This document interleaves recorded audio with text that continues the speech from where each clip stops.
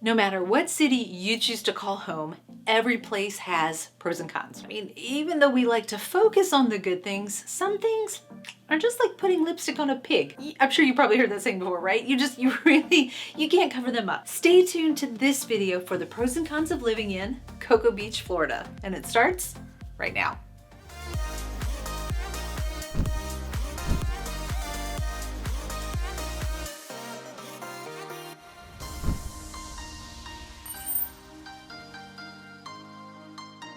Okay, so let's start with the good things, the pros, because everybody really wants to know the good news first, right? Pro number one, no income tax for Cocoa Beach residents. But of course there is that 7% sales tax on services and non-perishable foods that's pretty much throughout the state of Florida. But I mean, come on, no income tax? That right there should probably make you stop and go, maybe I should move to Florida. Pro number two is, of course, the beaches. One of the interesting things about Cocoa Beach beaches is that they're all public, so you can go anywhere from Grand Avenue to Patrick Space Force Base to hit those waves. And what's pretty cool is that there are over 50, that's 50 different beach access points that you can get to go enjoy the sunny weather, the sandy shores, whatever you like about the beach. Another really cool tip about Cocoa Beach beaches is that there are no rocks anywhere to be found in them. Now, some of Florida's beaches, they have the coquina rocks strewn along the beach line, but not in Cocoa Beach, just sand and water as far as you can see. You could come to Cocoa Beach and not be worried about kicking those pesky rocks in the shallow areas,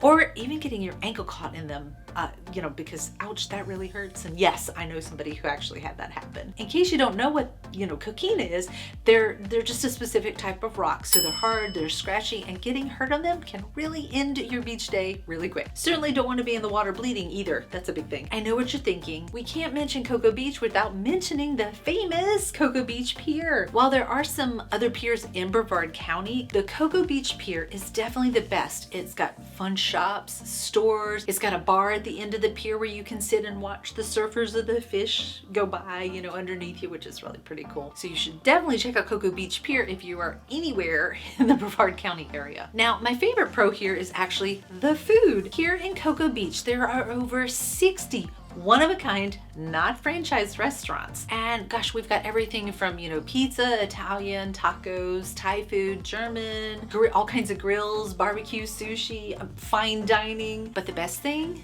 let me say it again, is they aren't franchised. They're one-of-a-kind places. So you could be here for an entire week and go eat a different meal every single meal and not eat at the same place twice. How cool is that? And a really cool thing with the restaurants here is that most of them are dog friendly. We love our dogs here in Cocoa Beach. So much that we've got the dog park that's at Lori Wilson Park and a dog friendly beach in the south area between 4th Street South and Merckshee Park. So come bring Fido to the water to play around in, and then stop and enjoy lunch with them too, because most of the restaurants allow you to bring them along. All right, the pro number 4 is water everywhere, and don't forget the sunshine. Not only do you have the Atlantic Ocean on the east side, but you've got the Banana River on the west side. So this means that there are a myriad of things that you can do to enjoy the water. Everything from surfing to boating, fishing, kayaking, windsurfing, sunbathing, and of course just sitting on the beach and listening to it. Or if you just like being outdoors, there are always people out, of course, walking their dogs, riding their bikes, jogging, just doing all kinds of fun activities outside. There's constant activity and life in the city. So if you like the water, or the sun, or shopping, or eating, you can find something to do. Now, pro number 5, and this is definitely a unique one to the Space Coast, right, is the rocket launches. Even though Cape Canaveral is where they actually take place, Cocoa Beach is so close, it's right next to it, that you can see them from just about anywhere. You can sit on the beach and watch them, balconies, pretty much everywhere. Rocket launches have actually been taking place here since the 1950s. SpaceX is here, of course, and they're landing rockets, and we once again have manned flights that are taking place from Cape Kennedy. Okay, pro number 6, we have surfing contests, outdoor events throughout the year. On the third Friday of the month, there is Friday Fest in downtown Cocoa Beach, where they close down the roads and it becomes one huge street party. Even better is in Thanksgiving time, or during Thanksgiving time, Cocoa Beach has the Cocoa Beach Arts oh my gosh, I can't say that. The Cocoa Beach Arts Show. Say that 5 times fast. And they shut down for a street party for 3 whole days. There's always something going on here. I mean, yes, it's a touristy area after all, but it's just as much fun if you live here. And I just have one more fun tidbit about Cocoa Beach before moving on to the cons. If there's anyone who remembers the TV show I Dream of Jeannie, Cocoa Beach has a street named after the show. It's literally called I Dream of Jeannie. Barbara Eden, who played Jeannie in the show, actually came here to dedicate this street, and one of the bars has a picture of her in it when she was here doing the dedication with the street sign behind her. So even though the show was supposedly set here, right, because the commander was part of the space program, it didn't actually get filmed here. So how cool is it that she came all the way from Hollywood, right, to dedicate it anyway? Now on to the cons. Now, when you talk about Florida in general, there are just some things that are common no matter which city you choose. Florida is a tropical climate after all, so be prepared for the heat and the humidity in the state, which are definitely the first cons in my book. Some people just can't hack it, to be honest. So if you haven't experienced it, say on a vacation, you definitely should before deciding that anywhere in Florida is your dream location. But if you like it warm, you might just prefer our weather to anywhere north. Yes, we do have extreme warmth, but we don't have to deal with the extreme cold with the snow or the ice. After having lived in Virginia for the majority of my life, I can tell you that I definitely prefer the warmth. Okay, the second biggest con, of course, is that since we're on the Atlantic coast, we do have to deal with hurricanes. But one great thing about hurricanes, if there's a great thing about hurricanes, is that because they start so far out in the water, we get plenty of evacuation notice. And the truth of the matter is that most hurricanes don't even make landfall. So while we often have our eyes and our ears glued to the weather channels, right, or the radio stations when a hurricane is being tracked, generally it shifts and it goes someplace else. I personally have lived here for 3 years now, and I am happy to say we actually have not experienced a hurricane yet, although we did have a huge scare our very first year here. The storm actually ended up turning and going back out to sea, but we were preparing for a week. We were shutting down churches, schools, everything was shutting down because we really did think we were going to get slammed with it, and then we ended up not getting it. I am absolutely positive that sooner or later my family and I are going to be here and experience one, but honestly we're not worried about it. So even though the actual hurricane season lasts from like June 1st to November 30-ish, we don't have to deal with them every year, all year long, you know, anything like that. One thing to point out about hurricanes is that they can hit anywhere along the East Coast or in the Gulf. So basically, if you're living anywhere near the water, you could possibly experience a hurricane at some point. So if you're gonna live near the water, why not choose to live in a warm tropical climate the majority of the year and only leave if a hurricane actually decides to come your way? Now, Cocoa Beach, of course, it's on a barrier island. So if there is an evacuation called, it is definitely best to leave the island when they call for it. You always have, you know, those people who refuse to leave no matter what, those ones that are on the news afterwards. I don't know where my house went, you know, kind of thing. But anyway, but those are the people that you end up seeing on the news that are stuck on their roof or worse. We do have evacuation routes for when this does happen.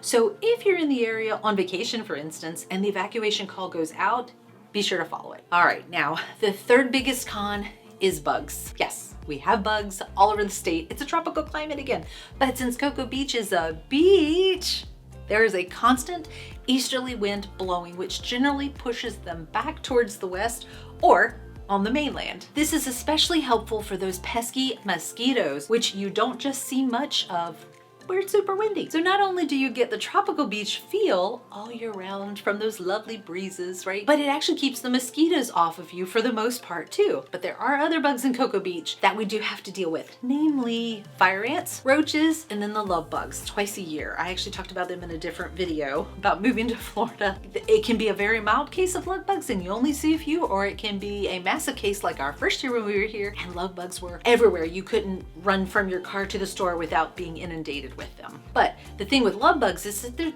only twice a year, once in the spring and then once in the fall time. They're just more annoying than anything else. One tip to keep in mind is that if they do get on your car, you want to wash them off just as quickly as you can, because the bugginess can actually strip the paint off your car. So you don't want to leave it there until you get home if you're on vacation. But the worst bug I personally think that we have to deal with is no-see-ums. But the good news for Cocoa Beach is that because of that easterly wind again, they're really kept mostly at bay. They are really more bothersome closer to, like, say, the riverside of the Barrier Island. So the closer to the river or even the woodsy parts of Florida that you are, that's when they can really get you.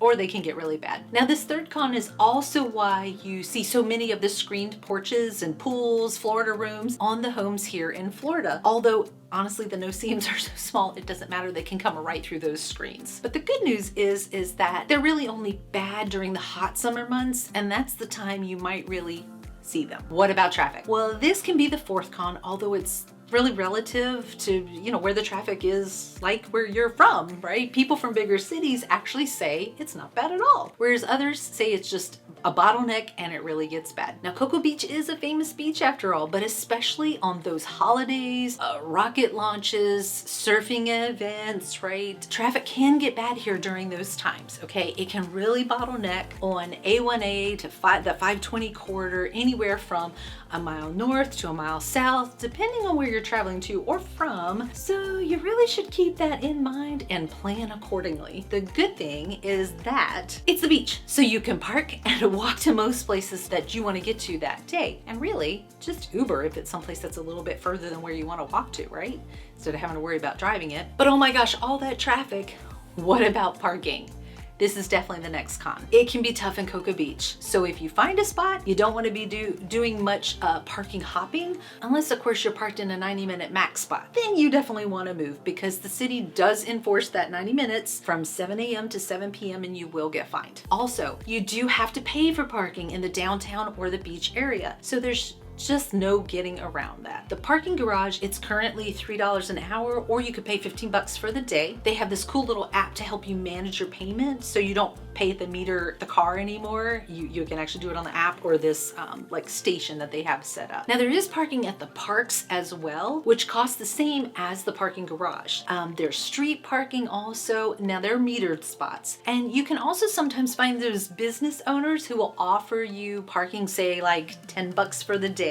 So if you get a spot there, that's actually a good deal. And if you manage to find a spot, you don't want to leave again, right? If you find a spot, just stay. However, the really good news is that if you're a Cocoa Beach resident, right, if you move on down here and you live in the 32931 zip code, you can buy an annual parking pass. It's like 20 bucks, okay? But even if you live outside the area and you still want to buy one because you come down to the Cocoa Beach that often, it's like 70 bucks as opposed to the 20. But the pass, it allows you to park in any of the metered spots. So if you are going to be using it, it's totally worth it. This last con can be funny or not, depending on how you look at it. But there is most notably a lack of public restrooms in the Cocoa Beach area. Of course, the parks do have them. So if you're visiting Laurie Wilson or Alan Shepard Park, you're good to go. Or if you're parking in the parking garage, you're also good to go. But if you're strolling through the downtown area, you're not eating at a public restaurant or stopping at one of the local bars, you are not allowed to use the restrooms. This can be a real issue for some people, so you really should keep this in mind if you'll be in the Cocoa Beach area but not at the beach. Are you ready to make the move to Cocoa Beach? Well, make the wise choice and give us a call today. We can't wait to see you here. See you next video.